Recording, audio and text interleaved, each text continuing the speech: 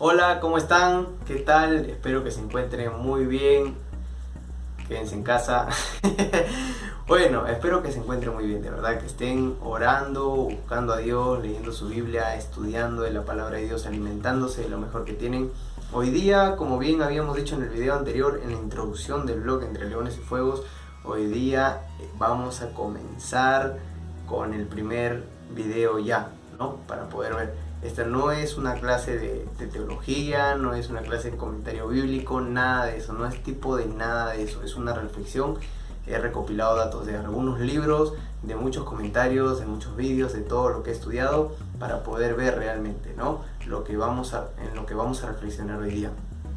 Yo no invento la pólvora, no traigo nada nuevo, no olvídense de eso.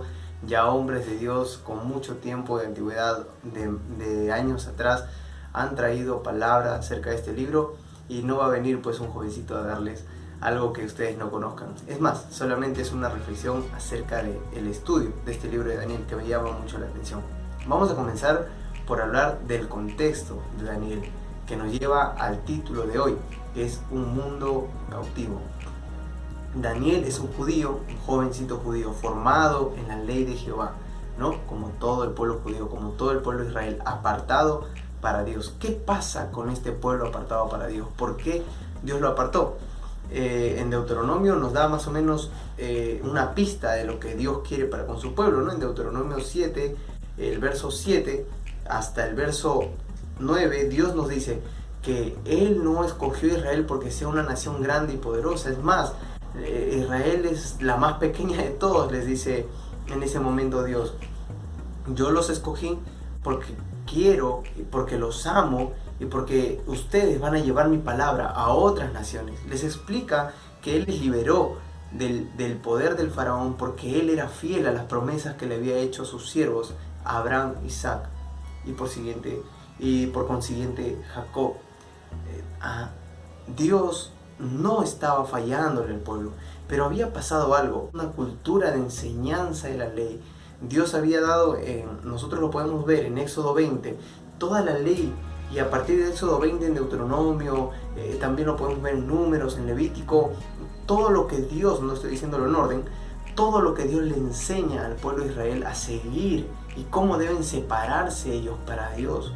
En medio de toda esta travesía en el desierto, no solamente Dios le da estas bases de comportamiento, esta ley, sino también les dice cómo poder buscarlo, y para ello establece un tabernáculo de donde venía la presencia de Dios y el poder de Jehová descendía sobre este lugar. Él lo que quiere Dios con su pueblo es tener una relación de padre e hijo, tener una relación cercana con ellos, porque ese había sido el propósito de la creación y ellos tenían que ser los testigos para poder llevar esta palabra. Como dice en Isaías 43, 21, dice: yo hice Israel para mí mismo, algún día me honrará delante del mundo entero. Era el propósito que a través de Israel Dios llegase a todas las naciones entonces conocidas, porque el pueblo de Israel tenía que ser esa vía de comunicación. Sin embargo, fallaron. Desde el rey Salomón y los siguientes reyes, después de la separación de Israel y Judá, todos se apartaron de Dios. Ustedes lo pueden leer en los libros de Crónicas y en los libros de Reyes. En Segunda de Reyes, capítulo 24, nos va a describir acerca de los últimos reyes de Judá antes del exilio a Babilonia. ¿Qué es lo que hicieron? Todos desobedecieron a Dios, siguieron sus propias reglas, su propio corazón engañoso. Y así es como cayeron, así es como esta nación cayó en manos de Nabucodonosor. ¿Por qué? Porque salió del centro de la voluntad de Dios, el propósito que Dios tenía para Israel, ese camino que había trazado, el camino de bien y la bendición. Israel lo rechazó y dijo: no, nosotros seguimos nuestro propio camino. En la Biblia siempre nos dice que cuando salimos del centro de la voluntad de nuestro Padre amoroso, vamos a caer en las manos y en las garras de Satanás. Por eso es que Daniel capítulo 1 comienza diciendo que durante el tercer año del reinado de Joacim, rey de Judá, llegó a Jerusalén Nabucodonosor, la sitió, la conquistó y todo el templo lo saboteó. Se llevó los utensilios de la casa de Jehová, todo, donde en ese templo ya no estaba Jehová. Definitivamente ya no estaba tampoco en Judá. Así que este rey arrasó con todo.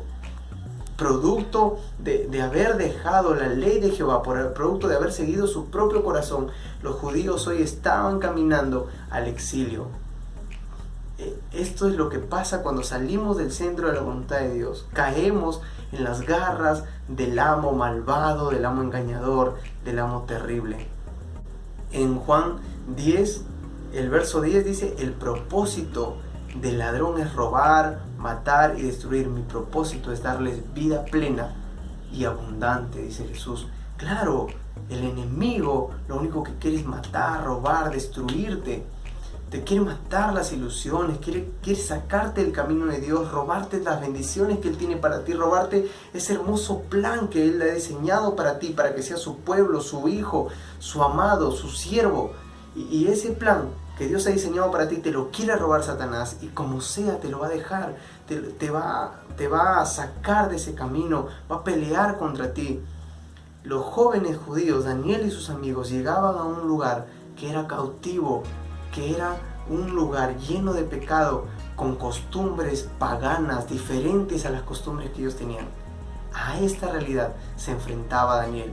Tenían 17 años aproximadamente, dicen los expertos teólogos. Nosotros podemos ver que este libro, que se escribió 630 años antes de Cristo, donde Babilonia había conquistado al pueblo de Judá, tiene como protagonistas a Daniel y sus amigos. ¿Por qué? Porque a través de ellos Dios va a hacer algo al respecto de esta catástrofe. Si tú te piensas que este mundo, así como lo conocemos, va a quedarse así, no, Dios va a hacer algo al respecto, va a levantar jóvenes, va a levantar una juventud que se purifique. Y ese es el propósito de este blog: insistirte y decirte: Dios quiere hacer algo a través de ti, Dios quiere hacer algo al respecto de esta realidad que estamos viviendo, porque podemos comparar a Babilonia y todo lo que está pasando en este entorno de Daniel, podemos compararlo con lo que está pasando hoy en día. Un mundo cautivo por el pecado, un mundo que se ha dejado llevar por el pecado. Miren, Pablo dice: una ilustración de la esclavitud, para ayudarlos a entender todo esto, porque la naturaleza humana de ustedes es débil. En el pasado se dejaron esclavizar por la impureza y el desenfreno, lo cual los hundió más en el pecado.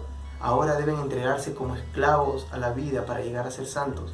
Pablo otra vez también recarga lo que dijo Jesús, que nosotros nos hemos dejado llevar por el pecado. En Juan 8 Jesús dice otra vez: les digo que todo aquel que comete pecado, esclavo es del pecado. Jesús también afirmaba, y lo mismo que afirma Pablo, y lo mismo que estamos viendo en Babilonia: la gente que comete pecado, el pueblo que no está cerca a su Dios, se hace esclavo de la maldad, se hace esclavo de sus propios deseos. Sigues lo que tu corazón te dice, tu instinto pecador. El corazón es malo y engañoso. Entonces, ¿cómo vamos a enfrentarnos a este mundo que nos tienta? ¿Nos enfrentamos de verdad a un mundo peligroso? Pues claro que sí. Otra vez voy a citar a Pablo, que dice en Efesios 6, en el versículo 12 y 13, dice: porque no luchamos contra enemigos de carne y hueso, sino contra gobernadores malignos, huestes espirituales de maldad en las regiones tenebrosas, contra espíritus malignos que están por las regiones celestes. Por lo tanto, pónganse toda la armadura de Dios y peleen contra esto. Pablo también insiste en que este mundo está gobernado por el maligno. Este mundo está gobernado por Satanás. Satanás tiene influencia sobre las autoridades, sobre la ciencia, sobre las corrientes, la moda, sobre la música, sobre muchas otras cosas, usando el dinero, usando la vanagloria, usando el placer.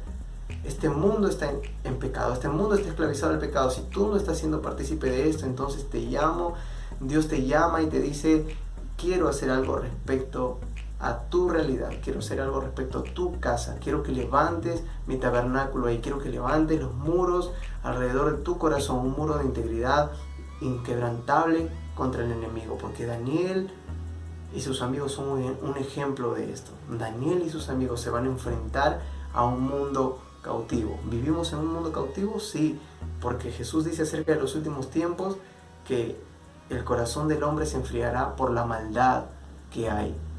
Entonces estamos en un mundo frío, en un mundo lleno de maldad, lleno de pecado, un mundo al cual Daniel y sus amigos se iban a enfrentar. ¿Cómo? Pues eso lo vas a poder ver aquí, en este mismo canal, a esta misma hora. la próxima semana. En el próximo vídeo voy a poder mostrarte qué decisión Daniel tomó y qué afectó el futuro de este profeta que nos iba a mostrar el fin de los tiempos. Daniel iba a ser el instrumento por el cual Dios iba a vencer a Babilonia. Daniel iba a vencer a este mundo cautivo. Y no solamente venimos con esto del próximo vídeo, sino también la historia misma de Babilonia, acerca de los datos importantes de la historia, cómo empezó desde Noé hasta 600 años antes de Cristo, cómo empezó Babilonia y cómo le iba a ir. Es muy interesante este libro, espero que te conectes y por favor ora, lee tu Biblia, comparte el Evangelio a las personas, sé luz porque ya hay mucha oscuridad, entonces sé luz, también di la verdad porque ya hay mucha mentira, empieza a hacer cosas diferentes, llénate de la verdad de Cristo, llénate de Dios. Si quieres resultados diferentes, empieza a hacer cosas diferentes. Y que Dios te bendiga y nos vemos la próxima semana. Cuídate.